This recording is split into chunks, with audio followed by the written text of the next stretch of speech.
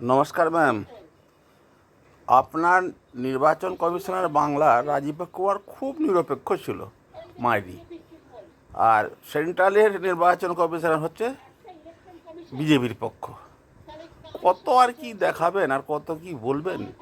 আর যারা বাতিল হচ্ছে তারা যদি সত্যিকারের লোক থাকে তারা তো অ্যাপ্লাই করতে পারবেন। আপনাদের মাথা খারাপ হওয়ার কি আছে? এবার নির্বাচন কমিশন আসল রূপে নির্বাচন করাচ্ছেন তো, বেশ এরকম নির্বাচন তো হয়নি কোনো দিন, তাই আপনার মাথা একটু কাজ করছে না। এই যে প্রায় 80-90 লক্ষ ভোটার বাদ হয়ে যাচ্ছে, এটা সবচেয়ে বড় মাথা খারাপ হওয়ার কারণ।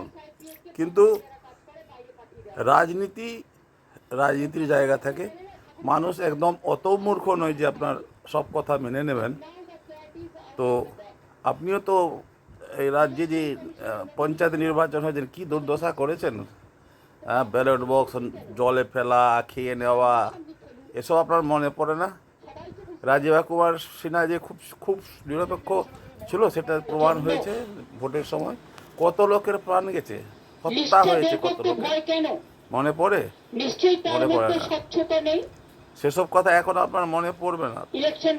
এখন আপনার আসল আঘাত হচ্ছে এসআইআর যে এত লক্ষ নাম বাদ হয়েছে, যার জন্য আপনার অসুবিধা হচ্ছে। এখন আপনি বাম ডান সবকে ডাকছেন, আর কখনো কখনো লাল তো দেখতেই চান না, কংগ্রেসকে তো কিছু পার্টি বলে মানতেই চান না। এখন কি প্রয়োজন?